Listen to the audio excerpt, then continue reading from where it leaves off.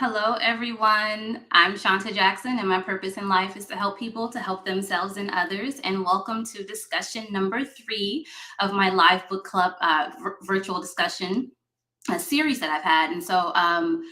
Every Sunday in the month of March, same time, 6 p.m. Pacific, 6 p.m. Eastern, 3 p.m. Pacific.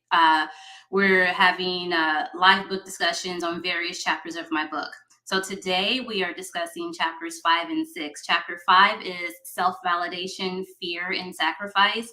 And chapter 6 is perseverance, resilience, and faith. We are streaming on Facebook and YouTube. Please do enter your questions and comments in the chat box. And also, please check in to let me know that you're watching and where you're watching from. I really do appreciate you joining me today. And I have a few announcements before we get started. So one, today's episode, or today's discussion, should I say, is brought to you by my favorite travel agent, Amber Jackson of Ambient Journeys. And you can learn more about her at ambientjourneys.com. And then also, as far as announcements, if you subscribe to my mailing list, you received this earlier. So in addition to the live book discussion series on Sundays, on Saturday, March 26th, I am serving as a guest speaker or featured speaker at Girls Who Brunch Tour. And it's taking place, it's the DMV 2022 experience. And girls are free. There is a nominal fee for caregivers or parents, and you can purchase tickets or get the free tickets for the girls at girlswhobrunchtour.com. And I hope to see you there on the 26th of this month in Baltimore. And I will actually be facilitating the adult workshop. And I think our topic is going to be healthy relationships. And then also, let's see what else I have going on. On Wednesday, March 30th at 7 p.m., for those of you who are in the DMV, you can join me at Solid Rock Church in Riverdale, Maryland. The Metamorphosis Community Project, a nonprofit organization located in the greater Riverdale, Maryland area. They're hosting the Metamorphosis Women's History Gathering, Ordinary Women Making Extraordinary Impact. So I'll be a speaker there. And then finally, I know it's a lot, y'all. Then finally, on Sunday, April 3rd, you can join me at the Maryland City at Russet Library, Sunday, April 3rd at 2 p.m. And I will be facilitating a free workshop. And the title of the workshop is The Benefits of Gratitude and Positive Affirmations. And you can visit my website at shawntajackson.com, go on the events page, and you can learn more on how to obtain tickets for these various events. And thank you for your support. Thank you for your love. And I hope to see you soon. Okay, and so let's go ahead and get started with our live book discussion. We have Peggy Franks checking in, our first check-in. Peggy's checking in from Chicago. Thanks, Peggy. Okay, so I am the author of The Journal of a Woman with Lived Experiences, a 21-day guided journal, and I'm also the author of my new book, The Resilience of a Woman, Stories of Faith, Love, and Perseverance. And you can purchase a copy of my book at shawntajackson.com and also online wherever books are sold. And so today we are discussing chapters 5, self-validation, fear, and sacrifice, and chapter 6, perseverance, resilience, and faith. And as usual, I'll read a few excerpts out of the book, and then I will open the floor to you for questions, comments, feedback, suggestions, whatever you may have. And then also for those who subscribe to my mailing list, I did send a link for folks to join me on camera. And I do have 2 people behind the scenes that will be joining me to talk about chapters 5 and 6, any questions that they may have. Okay, so let me see, chapter 5, page 37. Okay, chapter 5, self-validation, fear, and sacrifice. In my first book, I explained that the level of confidence in our own thoughts affects our self-validation, which is a continuous practice for me.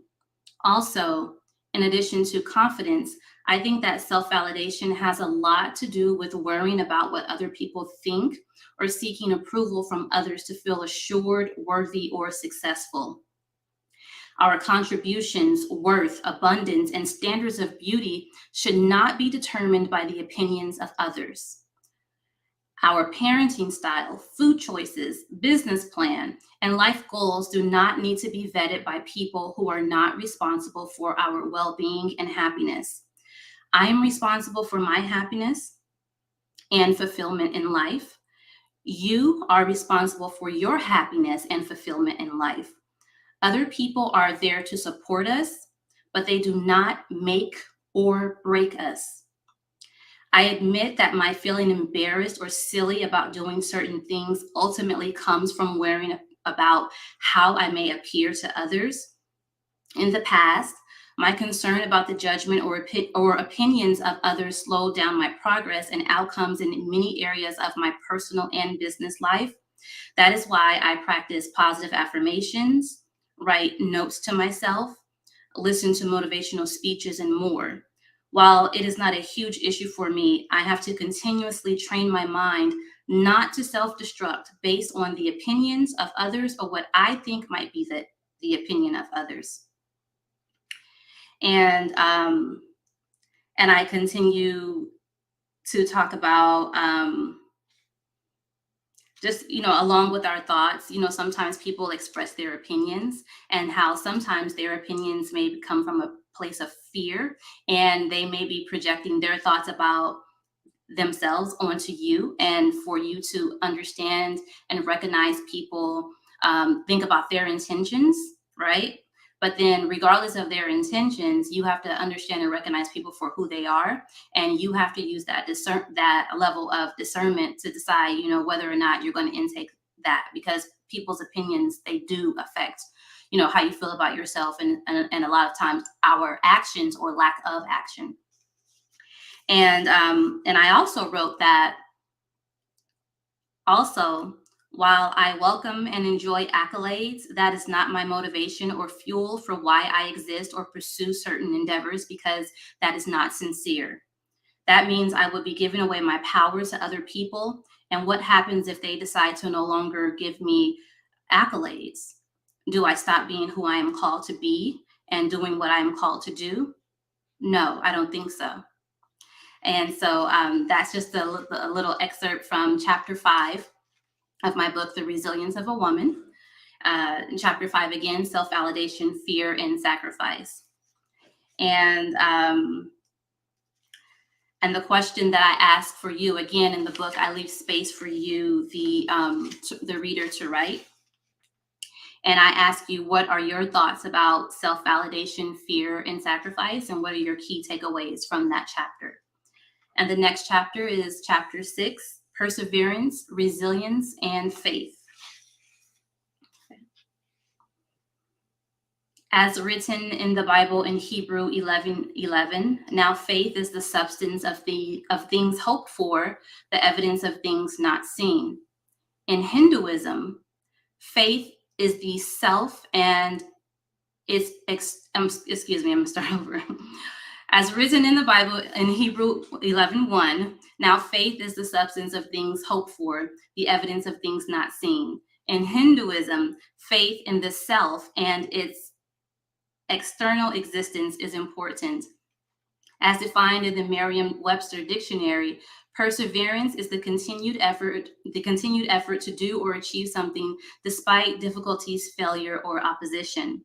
Similar to perseverance, resilience is the ability to get through difficult times and essentially bounce back. Resilient people are not easily defeated. And so in my first book, and then in my first book, and then also in chapter 1, I talked about the power of storytelling. And in addition to being heard and owning my story, I decided that in this chapter, in chapter 6, that I wanted to share my testimonies throughout the various stages of my life, and basically to help to demonstrate my level of resilience that I know that you have in you as well. And and I won't read. I'll actually stop and tell you the story versus reading it to you. But I start off with my first significant display of faith and resilience, and that was when I was 24 years old, and I made the spontaneous decision to leave behind my life in Chicago. I had $200, a baby, and a car seat. And that's how I went home to Las Vegas to my family.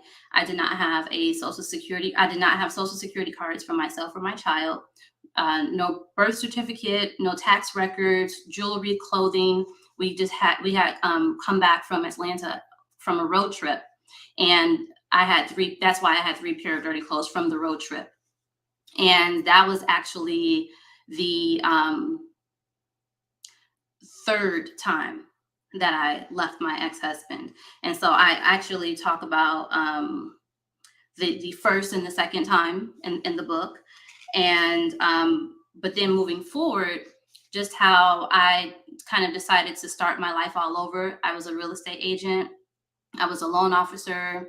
The recession happened in around 2007, 2008. I saw the trend. I had no issue getting clients, but the banks were closing. So there were no products for me to offer people. And I was living in Las Vegas, and most people in Las Vegas were stated income or stated verified because of the industry, not your traditional career 9 to 5 for the majority of folks in the area. And so I had to make a change. I decided to go back to grad school, and just the whole sacrifice. I talk about this in the book. I had family there. I always wanted to move to the East Coast, but I knew it was very competitive. So I would have to achieve a lot in a short period of time. When I was in grad school, I had a GA-ship, an internship, and a part-time job, and I had to purchase my home because my dad helped me with the down payment to buy a home. I could not afford to rent, so that's the only way I could survive.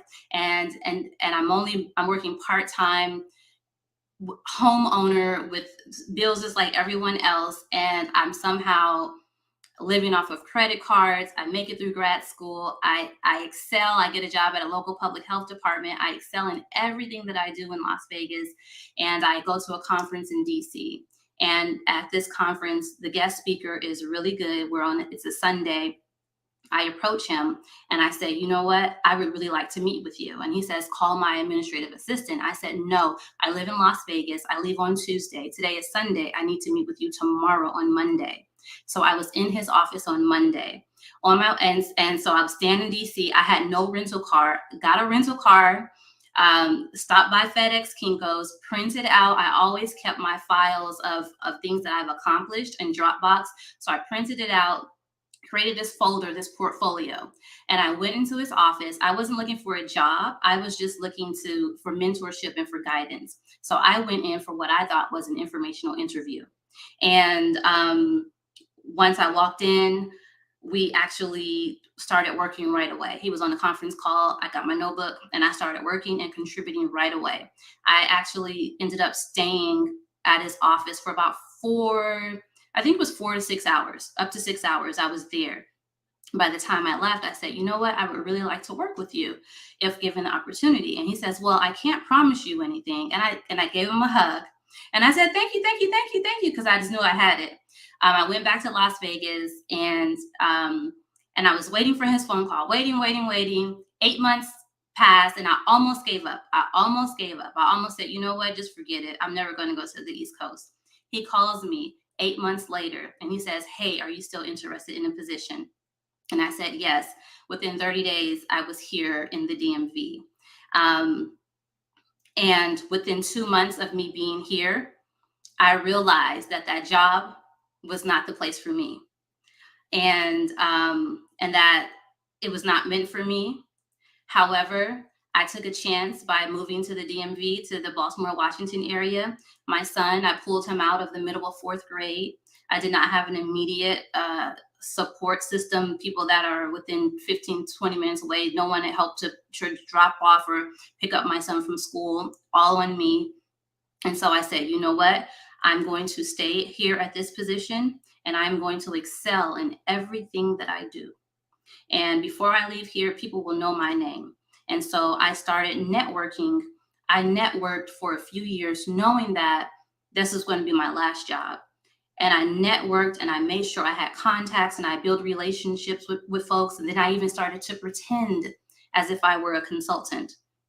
And in 2015, I started my business. I was consulting on the side. Um, and with one client, 2017 came around and I told myself, I said, Shawnta, if you're going to do it, you have to just do it. So it's not that I had anything lined up. Like I said, I just had that one client. And so no, that one client was not enough to sustain my monthly income or to match my monthly income and my bills. I went into my director's office. It was a performance review, July 2017. And I said, I would really like to work with you. I really support the cause that and the communities that we work with, and I would just like to work with you in a different capacity. I did the research and I said, I will save you this much money because you don't have to pay for my benefits or anything. And he says, well, if that time comes. And I said, when that time comes? Well, when that time comes, I'll give you a good letter of recommendation because I've brought you this far, haven't I? And I looked at him and I said, and I've brought you this far, haven't I? I didn't know that was in me. And I left that office immediately. I said, Shawnta, you have to go. Like, you have to go now. And so, again, that was July 2017. As of November 1, 2017, I have been 100% self-employed. I stepped out on faith. I left my full-time job with benefits. I'm a single parenting mother. I only have one source of income, which is my income. No other support, no other income coming in from other than what I make. And I stepped out on faith. And how I knew that I made the right decision was within a week, I received an email with an offer from someone who had been watching me from afar, who heard I was leaving and said, I need you to submit an invoice right away. We want to hire you, but you have to submit the invoice now. It has to be paid right away. And that's how I knew that I made the right decision by stepping out on faith and that I was going to be okay. And so, and I end in the book, and I'll open the floor up for questions or comments. But I also wanted to just kind of close. So I stepped out on faith, but it hasn't been easy. So in September 2018, I had $9 in my checking account. All I could do was get on the floor and cry. I said a prayer, thanking God because I had faith that everything would be okay, even though I didn't know how. I did not know what to do next, but I knew that something would come my way as long as I did not give up. Luckily for me, I had a paid speaking engagement that week. I flew from the Baltimore, Washington area to Las Vegas on an all-expense paid trip to speak at a healthcare conference. I received a $500 check on the spot, which is small change to some professional speakers, but it was a lifesaver for me at this time in my life. So again, I got on the airplane and $9 in my checking account, flew across country on an all-expense paid trip to get $500. And this is where the miracle happens. During that same trip, I received an email notifying me that my company was awarded a $40,000 contract by the Maryland Department of Health. I forgot that I had submitted a proposal to the state to plan a series of violence prevention events. It was my first time submitting a proposal to the state, so I did not know what to expect. To this day, even though I experience occasional anxiety about income and business opportunities, I will not allow myself to worry about money or how I will make things happen for myself, my son, and my business. I dream and ask for guidance, do right by myself and others, and do my part by taking action and being ready to receive results. I have learned that every action taken by me yields rewards in some way in its own time. The key is not to give up on yourself, ask for guidance from God and the universe, and maintain some level of hope and faith. After all, as mentioned by Jesus's parable in Matthew 17:20. If you have faith that is the size of a grain of a mustard seed, anything is possible. So you only need to have this much faith. All right. So yes, thank you, everyone. We have my mother checking in from Las Vegas. We have Shantu listening from Belize. Thank you. And we have Reverend Jenkins checking in from Prince George's County, Maryland. Your faith and courage are amazing. Thank you very much. And we have In Your Ear Radio in Las Vegas. Hey, good afternoon, good evening. Reverend Jenkins says, I'm grateful that you came to DC. I'm grateful that I'm here too. And I agree with you 100% that my steps were ordered. We have James checking in from, I believe, Anne Arundel County, Maryland. Hustler on a whole new level. Yes. And what I'm doing right now, you're witnessing it. Just what I'm right now at this moment. So thank you very much. Reverend Jenkins says there is a season and a purpose for everything. And my mom says, and that's a walk of faith. Look at you now. Amazing. And we have Marquella Jackson checking in from Las Vegas. And In Your Ear says, yes, gratitude is the antidote. Okay. And so at this time, please, everyone, do, if you have any questions, I welcome that. But in the meantime, I am going to bring on of a few people that I have behind the scenes. So Gina, I can't see you behind. There you go. So we have Asia. We have Asia checking in.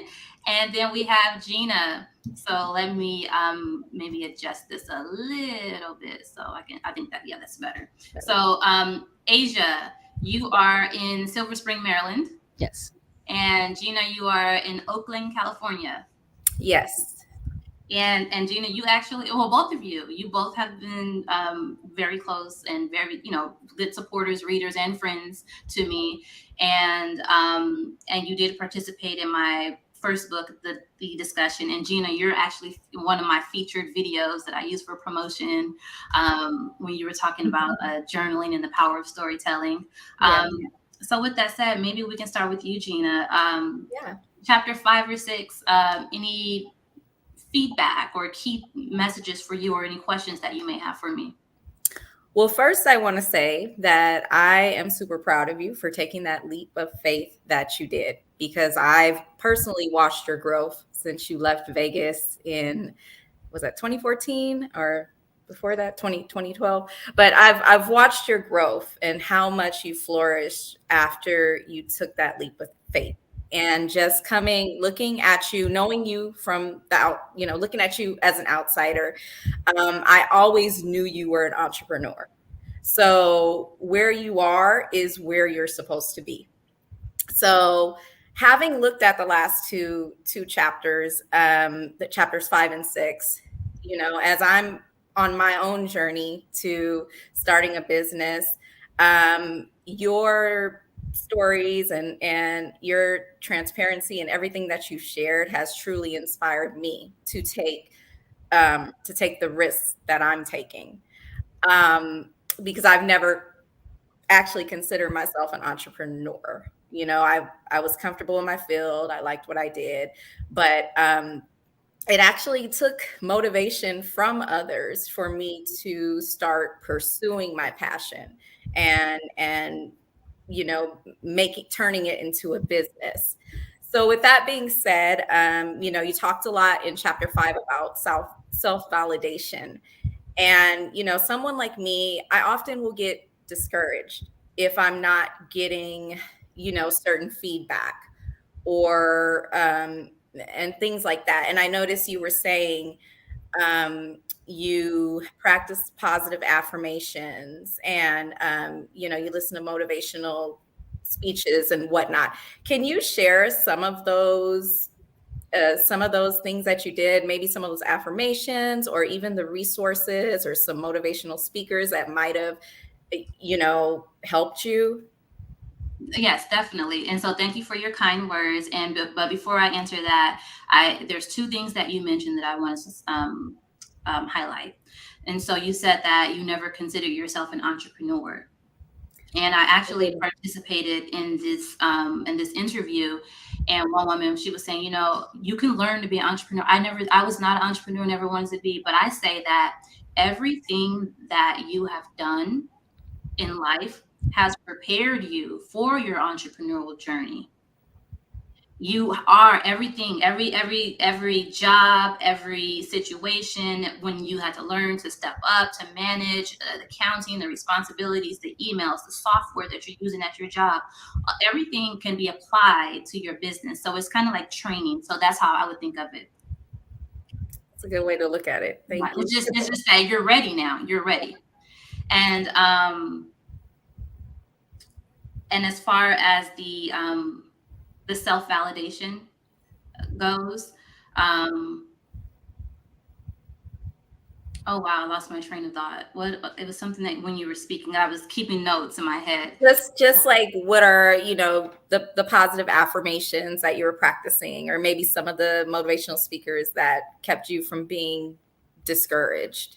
Okay, so I like to listen to Bob Baker on YouTube, and he has a lot of like morning affirmations. But I really just do kind of what works for me in the moment. So sometimes it's music, sometimes it's I like to listen to motivational music, which would be most likely is gospel music. So I like to listen to Mary Mary, Can't Give Up Now. That's when I'm really down, and That's that's like when one of my favorites. I love yeah, that. and that's when I'm really down, and I just have to remind I use that to remind me, like, you know what, Shawnta, you've gone this far. Like, think logically, like, just think, and the faith too, but think logically. Come on, Shawnta, you've gone this far. You are like, it's not going to happen in your timing. You don't necessarily know how, but you have not been brought this far for no reason. You're going to be okay, right? And then sometimes when I'm feeling good about myself, is this the God in me? You know, but then sometimes it's me listening to Jay-Z, Reasonable Doubt. And then sometimes it's me listening to and as far as your question, those positive affirmations, you know, I have my own that I've adopted. I am Shawnta Jackson. I tell myself to look at myself in the mirror and to be proud of myself and to look at what I've accomplished thus far. And either you want this or you don't. You got this. God is with you. Always has been. Always will be. I also tell myself, and this is what I've learned from reciting and reading other positive affirmations, is that, you know, as it relates to health, my body knows what to do, and my body knows how to heal itself. I just have to listen to my body. I just have to be aware. All of the right people, all of the right things happen in the right time. I meet the contacts that I need. I know them already. I just have to, sometimes I have to think like, okay, who did I meet? Who do I know? You know, everything that you have is already provided for you. So those are the positive affirmations that I tell myself. Sometimes I'm writing to myself. Sometimes I'm writing to other people. Sometimes I'm just really acknowledging that I'm fearful, and I just do things while I'm fearful anyway. I like to listen to TD Jakes. TD Jakes has this sermon. It's called like the 3 types of friends.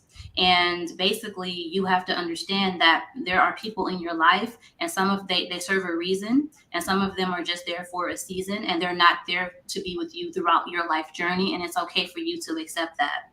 Some people are for you, and no matter what you do, they'll come and get you out of jail. They'll tell you when you're right. They'll tell you when you're wrong. They will celebrate you. They'll help you get through. And those are your comrades. And you're lucky if you have one of those good people in your lifetime, right? There's a few people in your lifetime that you'll have like that. And so those are your comrades. And then you have your, and then he was talking to 2 other type of people where some people, they're not for you. They're just for what you are for, and they will collaborate and they'll hang around you. And so this is not just about business. This is just whatever your interests are socially, right? They'll hang around you and go to places and social functions and do things with you because you have the same interests, right? But you should never expect for these people to be that confidant, Right. to you, to be that confidant. And then some people they're not for you. They're not necessarily against you. They're just against what you're against. And but my point is that they're temporary, and so that's an example of a speech that I like to listen to.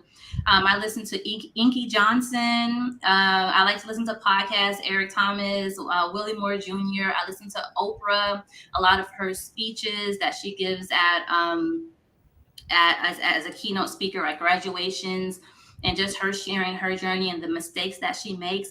And if you listen to Oprah speak, as eloquent as she has mishaps when she speaks. And by me seeing Oprah messing up, and that's Oprah, like all of the years of experience. So what if Right. I stutter? So what if I'm nervous and I talk slow? I have to tell myself, then slow down, then just keep going, So did that answer your question? Absolutely. Yes. Thank you. Yeah. Oh, it's a few people. Sometimes I just Google certain topics or things that I'm interested in listening to. But definitely I like Inky Johnson. Like I said, I listen to Oprah. Um, and Tony Robbins. Actually, Tony Robbins got me through, and he was interviewing this guy. I forget his name, but this guy wrote a book, and he had all of these typos in the book. And people were like, "Hey, you got these typos?" He's like, "I don't care," So he wrote the book and released it, and then he ended up increasing the price. And he was just talking about he's a millionaire now. But the things, not from being an author, but from being an entrepreneur. But Tony Robbins, he would interview these people, and I would, in my office, when I was planning my business plan, my quarterly goals, different things like that, I would listen to those interviews and those tips. So I'm listening to other successful people, but definitely Tony Robbins as well. Earl Nightingale, old school speaker. I'll stop in a minute, but Earl Nightingale, and Zig Ziglar, but Earl Nightingale. So Zig Ziglar says that you don't have to be great to start, but you have to start to be great. Theodore Roosevelt, our former president, he has this good speech talking about it's not the critic who counts. And it's, like, why would you listen to someone? They have no blood, sweat, tears. They've never tried anything. They've never jumped in the arena. So they've never even failed. They've never succeeded. They've never done it. They never even tried. So why does their opinion count? So that goes back to the self-validation, right? Yeah.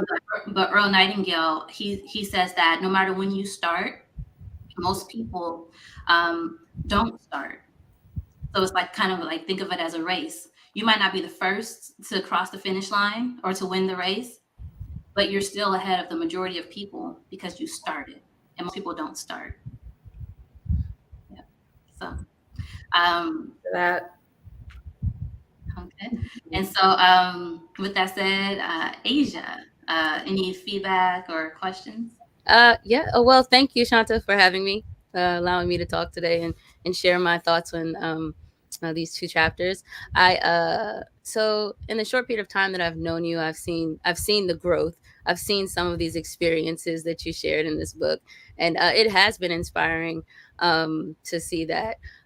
I think what the chapter that really stood out to me was about self-validation, because I think that particularly now in the age of like social media and stuff like that, it's really, people are desire to be validated by other people. It's like the desire to be validated by other people can sometimes outweigh your desire to be authentic, outweigh your desire to stay, to do the things that make you who you are, looking for validation from other people. So it's just kind of, I appreciate that you shared that, and kind of the ways in which you stay true to yourself, and that you know who you are and why you do what you do, and it's not for the opinions of other people, and it's not for other people's praises necessarily. Like, you're going to continue to do that whether you get that or not, right? That's what I wanted to share. Definitely, and thank you. And then also, I also talk about in the book is like, you should not compare yourself to others because you don't know their journey, first of all. Right. And sometimes it's like comparing apples to oranges. So, for example, you may be the head of household, and you're responsible for taking care of your family, and you want to start a business. However, there's someone else that started a business who you deem successful, but they have the privilege of staying in someone's basement and not having to pay rent for 3 to 6 months, or having to pay a low rent while they started their business, or they may have had a spouse or someone to contribute, or they could have inherited a business. You never know other people's stories. And so that's why you shouldn't compare yourself, because your journey is your journey and it's your timeline. You learn, I mean, you can be inspired by others. I'm definitely inspired by others. And I learn from others as well. I actually, I look at actually entertainers, and I watch how they, because they're on tour and they have schedules. And I'm like, okay, they can do that. Then I can just do this here locally. And then Girls Who Brunch Tour, I'm speaking there March 26th, and she's doing a national tour. I know how to do this. I get paid. People have paid me to plan events, multiple events. I've planned 3 events in 1 month with 3 different speakers. Like, I'm thinking about the stuff that I've done that on the behalf of others, and I'm just like, you know what, I can do this on behalf of myself. But again, I'm also learning from other people. I'm watching how this person makes this decision and the strategy that they use, and like, oh, that's a good idea, I'm going to try that, I'm going to implement this. And so even though I may not know these people personally, I definitely, I learn from folks, I observe, but I don't spend my time comparing myself to others or where they're at, because as we know, anyone can get in the car and record and do a little video, right? But when it comes time to Q&A or explaining what it is that then you can really kind of tell who a person is and where they're at then. So some people are really true, and then some people are faux, like faux as in not real. And so you definitely should not you compare. And I'm hoping that I'm serving as a model to people as well. Like the things that I'm doing, like other authors, I know other authors follow me. Book marketing is not easy. Selling a book, anybody can write and publish a book, but can you sell a book? Mm-hmm. Can you turn that into something else? Can you create other opportunities for yourself? That's the true test, So I welcome and I'm open, and I don't mind sharing and being transparent about personal questions, or even just in business in general. And I'm going to check in the chat box. We have Peggy. Peggy says, your faith is encouraging. Thank you. And Reverend Jenkins says, nothing is ever wasted and contributes to your success in life. Definitely. And she loves the Zig Ziglar quote, you have to start to be great. And Ayana Vanzette said, you need to be free of opinions and perspectives. Yeah, but we're human. And just so it's kind of hard. But one thing that I choose to do, I don't watch TV. I don't have cable. I monitor outside messages that come to me. If I log on to social media and if I see someone saying something ignorant, and especially if it's consistent, then I need to delete them from my social media, because I need to be mindful of the conversations and the things that I entertain, right? And so I think that goes true. It's and then as far as like it's a trend right now of cutting people off and this person is toxic and this and that. But it's like, okay, you got to take some personal responsibility and accountability. Yes, you should love people from a distance if they are not contributing to your personal growth and success, or if they're just draining, or if every time, sometimes friends need each other, family members need each other, and things are not going to be perfect all of the time. But if every time your time around this person is negative, or they are in negative, dramatic type of situations, then that's when I encourage you to kind of like, step back and love them from a distance. But just the culture of, cut this off, cut, so. I kind of want to touch on something you said earlier. Well, okay, because this past week alone, I literally heard 3 entrepreneurs say that they will never collaborate. They don't like collaborating. And, I hear you earlier just discussing how, some of the collaborations have helped you learn, but you're also sharing knowledge and learning from others. So do you feel like that's a good approach for, someone, starting their journey into entrepreneurship, to just totally block out, wanting to collaborate with others? No, I think that's a mindset, and I don't have that mindset. My mindset is you actually you partner or perish. And I get that from my background is in community and stakeholder engagement. And so if you're trying to serve a certain population, there's always benefits to certain things. So in that case, think about attending a conference, and think about the sponsors at the conference. It could be a big soft drink company, a tech company, and this. And if they had that mindset, they wouldn't all participate in that same event because they are partnering. And even though they are communicating with the event sponsor or the event planner or the conference planner, they're still technically partnering. If you manufacture a car, there's the manufacturing process. You have to get your supplies from someone. They get their supplies from someone. They have to have the staff. And then there's the sales and the distribution and the retail. There's used car sales. There's someone that has to that washes the cars, that details the cars for the dealership. All of that, that's business. And that right there is collaboration. That's partnership. I think that, and when you don't want to dilute, like you still want to focus and you need to have your vision for what your business is, and you have your values and your standards for your business, and you have your goals and the things that you want to achieve. And so with that said, you should, in a part of your planning and your strategy or your brainstorming, you will identify the type of collaborations and partnerships that you would need that would be beneficial to you. The events that I opened up today and I said, hey, I'm speaking here, I'm speaking there, that's collaboration. Mm-hmm. I'm helping to support. I get to be in front of a new audience and introduce myself to them. I get to help them and share a message, but I also get to share all of my endeavors, including my products, my books.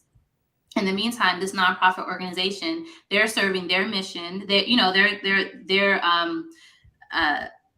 people, the community that they serve, it aligns with them. They're going to have a successful event, right?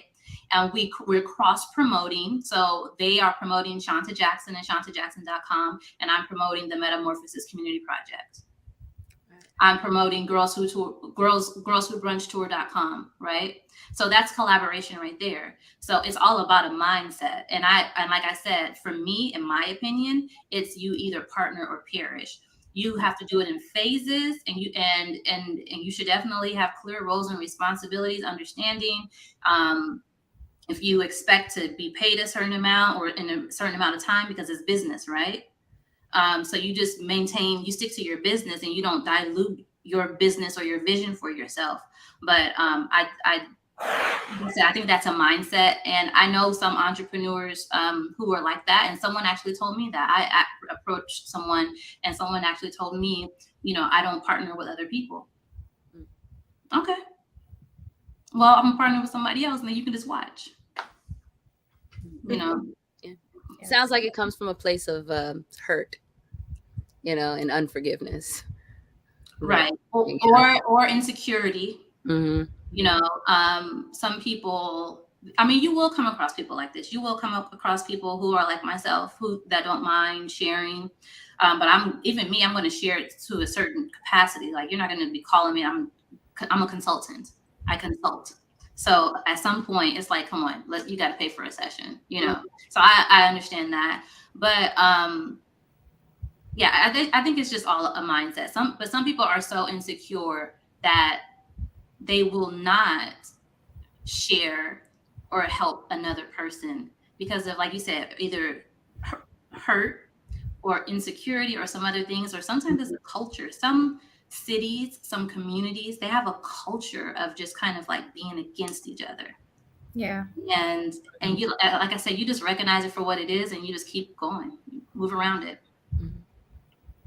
And Shawnta, I like to say that also it's good to see your story too, because we see you today and we just see you as Shawnta Jackson, the Shawnta Jackson, right? And so to hear and see your story and see that like success was not linear, and the things that you had to go through, the experiences that you had to experience to get to where you are today. It's just like very inspiring to know, because sometimes when we experience like a wall, we get discouraged, right? And we don't want to continue. We don't know how, so it's good to know that, like, hey, everything didn't work out how I wanted it to work out every step of the way, but it all worked out. Like, and I kept pushing forward. So Yeah, and thank you. And it takes time. Like, I've noticed for myself that when I implement some type of action or plan, sometimes it could be relationships or just a business endeavor, a new client. For me, I noticed that I have like an 8 or 9 month cycle before it comes to fruition. Like, it takes time. So it doesn't happen like right when when you expect. And before we sign out, I'm going to check in the chat box. Reverend Jenkins says, you are collaborating now and learning from each other. That is correct. And she also says that grantors, so this is for the nonprofit world, grantors are always looking for collaboration. And actually, I'm glad that you brought that up, Reverend Jenkins, because a lot of times it's a requirement.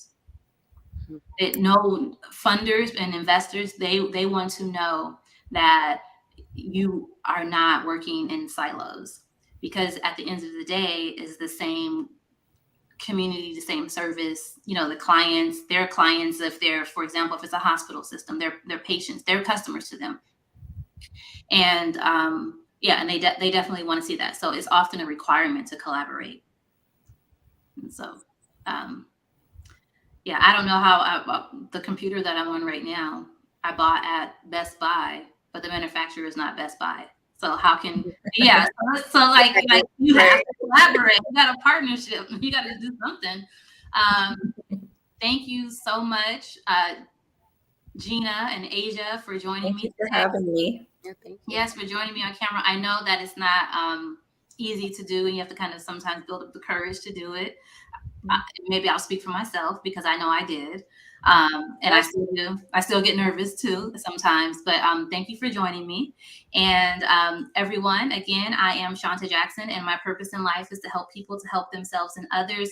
If you missed my intro, visit my website, shawntajackson.com, go to my events page, and learn about my upcoming events. On Sunday, April 3rd in the DMV, I'm hosting an in-person workshop on Sunday, April 3rd, and you can go on my website, on my events page. I have some other things happening in person in the DMV as well, as soon as next Saturday. But in the meantime, for everyone else, I will see you next Sunday for our final discussion for the book, The Resilience of a Woman, Stories of Faith, Love, and Perseverance. And we'll be talking about chapter 7, life visioning. So make sure you have your pen and paper ready for that one. I think I want to put on my health educator hat and or my facilitator hat on that one. So again, thank you everyone for tuning in. You can learn more about me at shawntajackson.com. Have a great day.